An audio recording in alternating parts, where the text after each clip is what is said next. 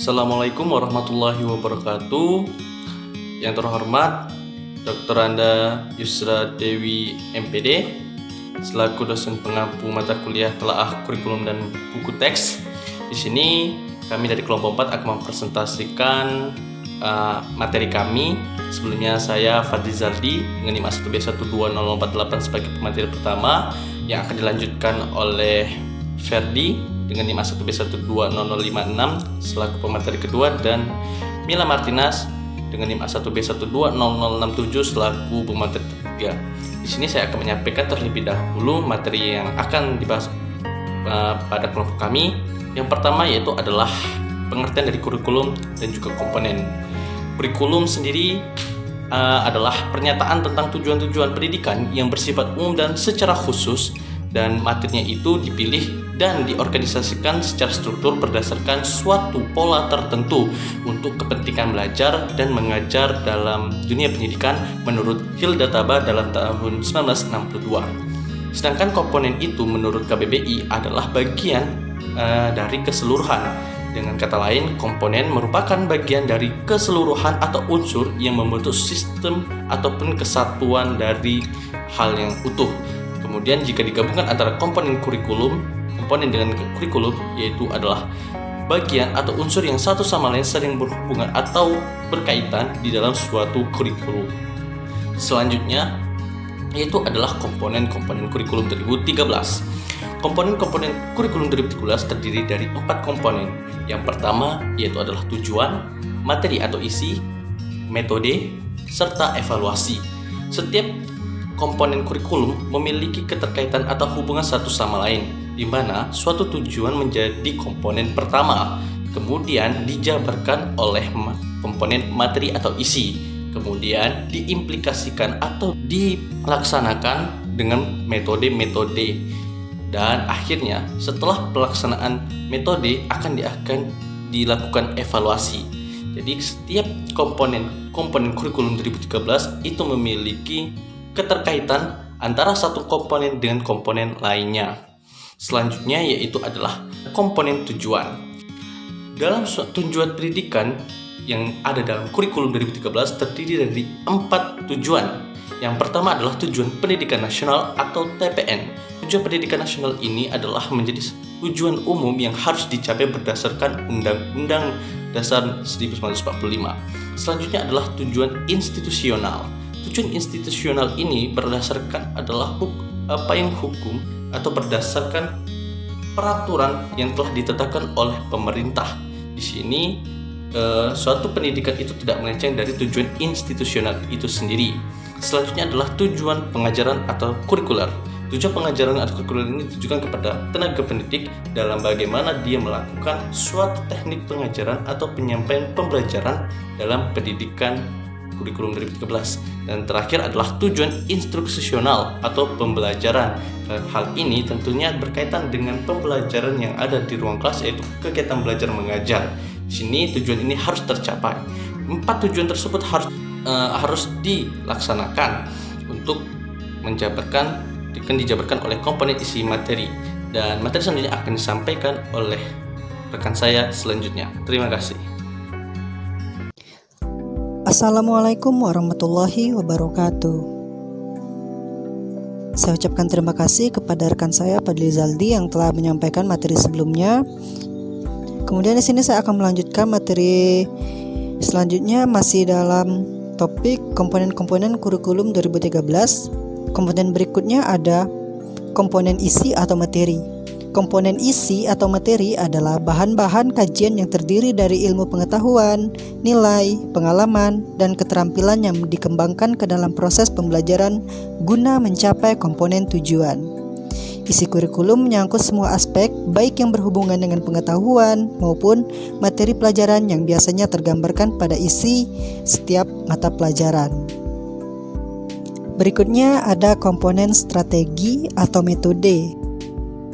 Strategi merupakan salah satu cara dalam menyampaikan materi supaya peserta didik lebih cepat memahami terhadap materi yang disampaikan. Menurut para ahli hakikat, dan isi dari setiap strategi atau pendekatan atau model dapat dikelompokkan menjadi 2, yaitu Yang pertama ada strategi yang berorientasi kepada guru. Pendekatan pembelajaran berorientasi pada guru, yaitu pembelajaran yang menempatkan siswa sebagai objek dalam belajar dan kegiatan belajar bersifat klasik. Dalam pendekatan ini, guru menempatkan diri sebagai orang yang serba tahu dan sebagai satu-satunya sumber belajar. Kemudian yang kedua ada strategi yang berorientasi kepada siswa. Strategi pembelajarannya berorientasi pada siswa berarti suatu perencanaan yang berisi tentang rangkaian kegiatan yang didesain untuk mencapai tujuan pendidikan tertentu dengan menggunakan pendekatan pada kegiatan atau aktivitas siswa. Dalam standar proses pendidikan, pembelajaran didesain untuk pembelajaran siswa. Artinya, sistem pembelajaran menempatkan siswa sebagai subjek belajar. Komponen berikutnya yaitu evaluasi. Evaluasi merupakan komponen keempat dari pengembangan kurikulum dan pembelajaran. Evaluasi mempunyai kedudukan yang penting, terutama dalam menentukan keberhasilan kegiatan pendidikan dan pembelajaran. Sementara kegiatan evaluasi merupakan bagian yang tak terpisahkan di dalam pengembangan suatu kurikulum. Pada level makro, evaluasi dapat dilakukan terhadap perencanaan, pelaksanaan kegiatan pendidikan, termasuk kebijakan yang berkaitan dengan pendidikan. Secara mikro, evaluasi diterapkan dalam kegiatan pembelajaran untuk melihat perubahan perilaku peserta didik, baik menyangkut kemampuan pengetahuan maupun sikap serta keterampilannya. Hasil dari kegiatan evaluasi ini dapat dijadikan sebagai umpan balik atau feedback untuk mengadakan perbaikan dan penyempurnaan pengembangan pendidikan. Pada akhirnya, hasil evaluasi ini dapat berperan sebagai masukan bagi penentu pengambilan keputusan pendidikan. Secara umum, pelaksanaan evaluasi tersebut dapat dibagi dua, yaitu 1. Evaluasi hasil. Ini dilakukan oleh guru setelah pokok bahasan disampaikan dengan tujuan untuk mengukur sejauh mana kemampuan siswa dalam menerima dan memahami materi yang disampaikan. Kemudian yang kedua, evaluasi yang kedua yaitu terhadap proses pelaksanaan langkah-langkah pembelajaran. Berikutnya ada SKL, KI, dan KD. SKL atau Standar Kompetensi Lulusan merupakan kriteria mengenai kualifikasi kemampuan lulusan yang mencakup sikap, pengetahuan, dan keterampilan. Kemudian KI atau kompetensi inti adalah tingkat kemampuan untuk mencapai standar kompetensi lulusan yang harus dimiliki peserta didik pada setiap tingkat kelas atau program yang menjadi landasan pengembangan kompetensi dasar. Kemudian berikutnya ada KD atau kompetensi dasar. Kompetensi dasar adalah kemampuan untuk mencapai kompetensi inti yang harus diperoleh peserta didik melalui pembelajaran. Assalamualaikum warahmatullahi wabarakatuh. Baik, saya Mila Martina akan melanjutkan materi mengenai keterkaitan komponen kurikulum 2013. Kita akan lihat keterkaitan standar kompetensi lulusan, kompetensi inti, dan kompetensi dasar. Apa itu analisis SKL, KI, dan KD? Analisis SKL, KI, dan KD merupakan penjabaran komponen SKL, KI, dan KD, baik itu KD pengetahuan maupun KD keterampilan. Selain aktivitas menjabarkan menjadi bagian-bagian yang lebih kecil, analisis SKL, KI, dan KD juga menjabarkan mengenai hubungan, lalu keterkaitan antar komponen yang dianalisis. Selanjutnya, kita perhatikan bagian mengenai keterkaitan SKL, KI, dan KD dalam kurikulum 2013 pada buku guru dan buku siswa pembelajaran bahasa Indonesia. Pertama ada SKL atau standar kompetensi lulusan, lalu setelahnya lanjut pada kompetensi inti dan ruang lingkupnya. Lalu kompetensi dasar apa saja yang harus dilalui dalam pembelajaran.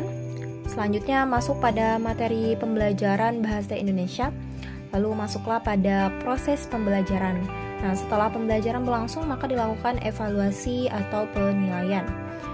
Terakhir akan dilihat hasil belajar yang didapat dalam proses pembelajaran bahasa Indonesia. Nah, hasil pembelajaran itu tentunya dihubungkan kembali pada SKL mengenai kualifikasi kemampuan lulusan. Oke, slide selanjutnya kita bisa lihat contoh format analisis keterkaitan SKL, KI, dan KD Kurikulum 2013. Nah, di sini bisa dilihat mengenai format tersebut, mulai dari mata pelajaran apa, kemudian jenjang dan kelas. Dan tentunya di sini ada mata pelajaran bahasa Indonesia, misalnya jenjang SMP kelas 7. Di sini kita lihat juga mengenai pembagian domainnya, ada sikap, pengetahuan, dan keterampilan.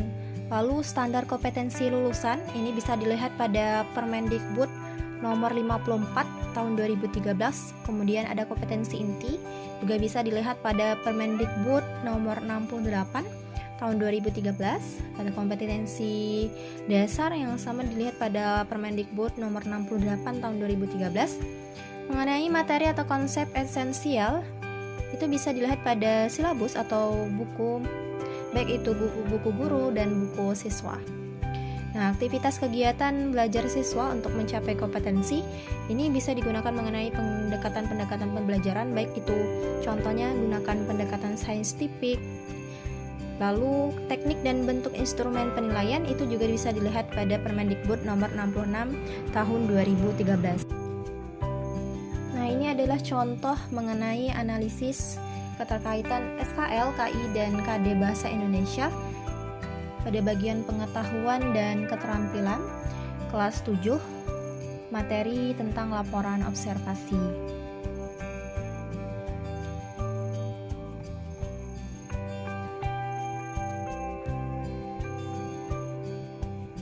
Baiklah, demikian penjelasan mengenai keterkaitan komponen kurikulum 2013.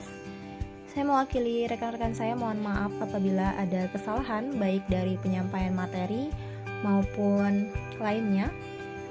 Jangan lupa untuk list pertanyaan, komen, dan subscribe channel ini. Terima kasih. Wassalamualaikum warahmatullahi wabarakatuh.